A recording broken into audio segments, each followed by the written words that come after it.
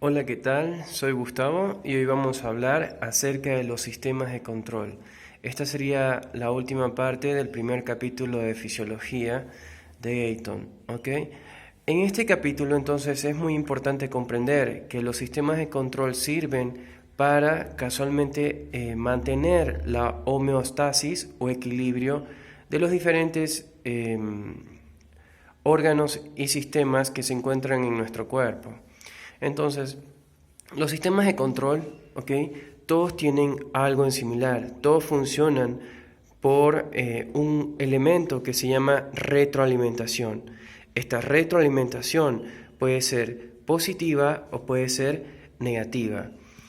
La mayoría de los sistemas en nuestro cuerpo utiliza la retroalimentación negativa puesto que es la más fisiológica, es la que tiende a buscar el equilibrio y no lo contrario. Entonces, la retroalimentación negativa, ¿okay?, consta de lo siguiente. Esta sensa el desequilibrio, produce una respuesta negativa o contraria al estímulo inicial. Por ejemplo, si nosotros tenemos un exceso de líquidos en el cuerpo, estos sistemas, a través de la retroalimentación negativa, van a producir una respuesta que básicamente disminuya esos niveles excesivos de líquido en nuestro cuerpo. ¿Okay? En cambio, en la retroalimentación positiva o feedback positivo, una vez que se sensa el desequilibrio, este desequilibrio produce una respuesta que es positiva o semejante al estímulo inicial. ¿Qué es lo que ocurre, por ejemplo, en el embarazo? En el embarazo, las contracciones uterinas ocasionan modificaciones cervicales y estas a su vez envían impulsos nerviosos que básicamente hacen que las contracciones sean más fuertes, así para producir el parto, ¿ok? Entonces tenemos que los sistemas de control giran en torno al principio de la retroalimentación. ¿Cuáles ejemplos tenemos de retroalimentación negativa? Uno de los ejemplos que tenemos de retroalimentación negativa es el sistema respiratorio. Este sistema respiratorio, ¿okay?, los componentes más importantes son la regulación de oxígeno y de dióxido de carbono. Cuando nosotros, por ejemplo, tenemos demasiado dióxido de carbono en la sangre, el cuerpo va a empezar a producir una respuesta que hace que el sistema respiratorio se estimule y ocasione un aumento de la frecuencia respiratoria para poder así desechar el dióxido de carbono que está acumulándose en exceso en nuestro cuerpo. ¿Okay? Entonces, en este sistema, ¿okay?, es muy importante también el valor de la hemoglobina. La hemoglobina, recordemos, es una proteína que está en los eritrocitos que básicamente es el transportador del oxígeno. Dentro de este concepto de la hemoglobina y la transportación del oxígeno hay que tener algo muy importante en cuenta, que son las curvas, en donde está el efecto Bohr y el efecto Alden, ¿ok? El efecto Bohr y el efecto Alden lo vamos a estar escuchando frecuentemente. Básicamente es la capacidad o la afinidad que tiene la hemoglobina por el oxígeno, dando como resultado su liberación o su retención por la misma proteína, es decir, por la hemoglobina. Entonces, digamos que en un tejido, ¿okay?, hay una cantidad de oxígeno disminuida. Cuando el oxígeno se disminuye, el pH también disminuye. Recordemos que un pH disminuido es un pH ácido y además de eso los hidrogeniones van a estar aumentados. Entonces, una vez que la hemoglobina llega a un medio como este, decimos que la curva va a estar a la derecha, ¿okay? La curva va a estar a la derecha y al estar a la derecha la curva, vamos a tener que la hemoglobina va a empezar a liberar mayor cantidad de oxígeno a ese tejido. Esto no ocurre en los tejidos que tienen mucha cantidad de oxígeno, ¿okay?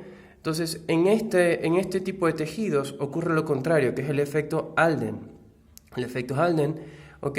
Va a básicamente quedarse la hemoglobina con el oxígeno, puesto que en ese particular medio el oxígeno está elevado, ¿ok? Aquí hice una pequeña mnemotecnia en inglés para recordar qué cosa es qué cosa.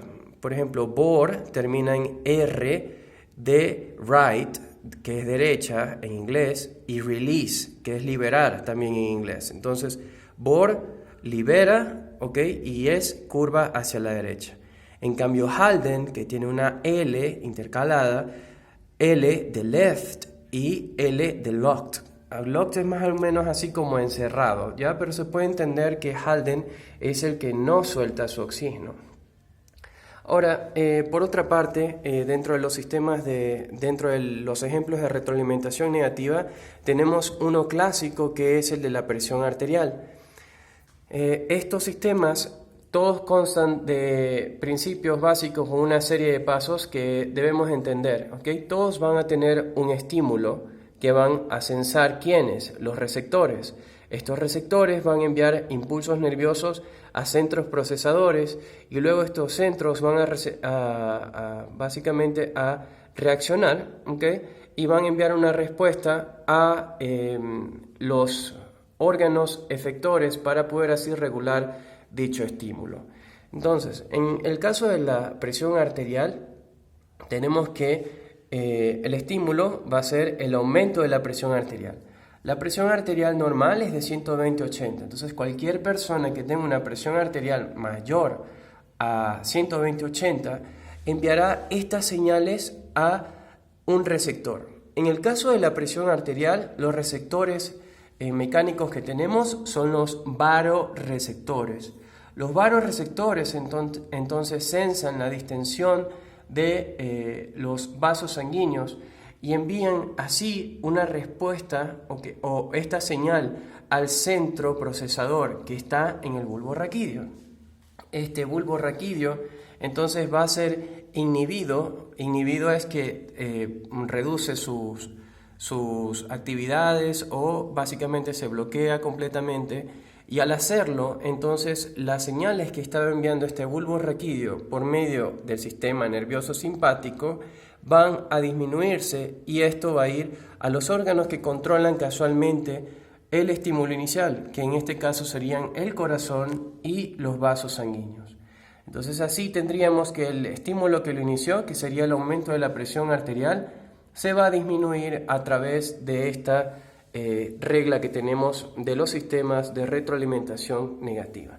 Todos siguen el mismo principio, ¿okay? Hay muchos de estos sistemas y es importante conocer estos elementos que forman a los mismos, puesto que vamos a estudiar en toda la fisiología cómo funcionan en cada uno de los órganos que forman parte de la misma.